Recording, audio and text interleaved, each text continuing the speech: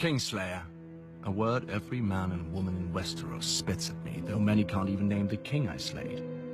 I understand. To them, I'm a symbol of everything they'll never have and a warning that'll never apply, so they can loathe me from the safety of their small lives. But when a dog goes mad, we put it down. Why not a king? I was never supposed to be on the King's Guard. Oh, as a boy, I dreamed of the White Cloak like all boys, but I was heir to Tywin Lannister, Hand of the King. If he forbade the tides, the waves would cease. Then I was 15, and my father was congratulating me on my new knighthood in the Red Keep. I wonder if that was the last time he was proud of me. That night, there was a knock on my door, and I opened it to find my sister Cersei disguised as a simple servant girl. I hadn't seen her since my father had taken her to court when she was 12. She had grown up, as had I.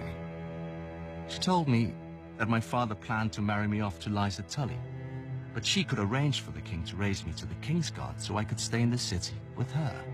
All I had to do was agree. I made the obvious objections. Our family, our father, Casterly Rock. Until she asked, "Is it a rock you want, or me?"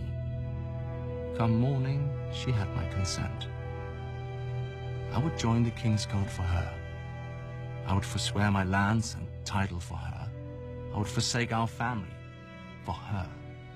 Soon a royal raven commanded my father to present me to the king during the great tourney at Harrenhal to say my vows. My father erupted in fury. He could not object openly, but he resigned the handship and returned to Casterly Rock, taking Cersei with him. Instead of being together, Cersei and I exchanged places. Then everything started to fall apart. At Harrenhal, King Aerys made a great show of my investiture.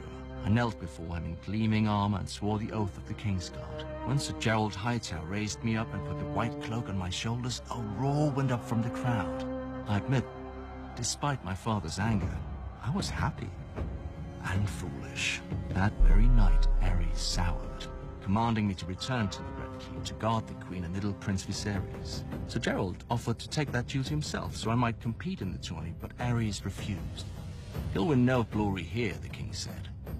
"He's mine now, not Tywin's. He'll serve as I see fit." That was when I understood. It was not my skill or valor that had won me this honor. The Mad King had chosen me to spite my father and steal his heir. I wanted to rip off the white cloak, but it was too late. A King's Guard serves for life. So I upheld my oath, confined to the Red Keep where Varys could watch me and where the headsman could find me if my father displeased the king. I served the king's pleasure as he burned Rickard Stark alive and strangled his son, inciting the rebellion. I defended the king's honor against courtiers as his generals lost battle after battle with Robert. I kept the king's secrets when his pyromancers hid caches of wildfire beneath King's Landing. I gave the king counsel when my father's army was at the city gate and Grand Maester Pycelle lied that my father had come to save him. Many forget that I also tried to defend the king from harm. When the Lannister soldiers poured through the gates, it fell to me to hold the Red Keep as the only King's Guard in the city. I knew we were lost and sent to Aerys, asking his leave to make terms. My man came back with a royal command. "Bring me your father's head if you are no traitor."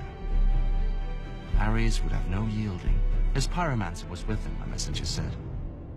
I knew what that meant. Aerys Targaryen was alone in his throne room when I found him, picking at his scabbed and bleeding hands.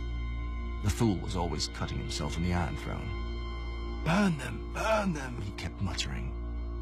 Aerys had decided to let Robert be king after all, over the charred bones and ashes of King's Landing. He must have thought his pyromancer was near enough to obey him, but I'd killed him a few minutes before in the courtyard. As I approached the throne, sanity flashed behind the king's eyes for a moment, just long enough to read the look in mine. His eyes grew huge and the royal mouth drooped open in shock.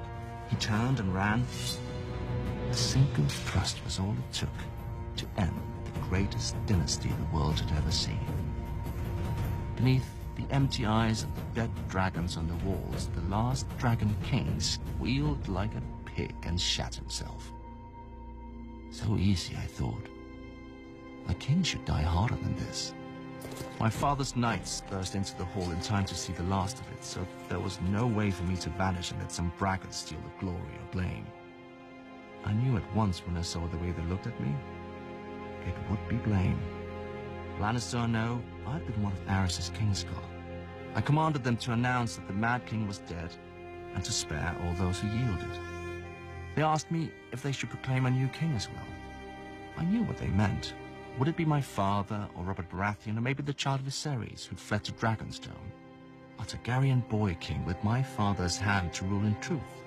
I thought of how Ned Stark and Robert Baratheon would howl at this end to their great heroic war, and I was tempted. Then I glanced down again at Aerys, his life's blood oozing from the wound and pooling on the floor around him. Proclaim who you bloody well like, I said. I climbed the steps to the Iron Throne and sat on it with my sword across my knees, waiting to see who would come to claim the king.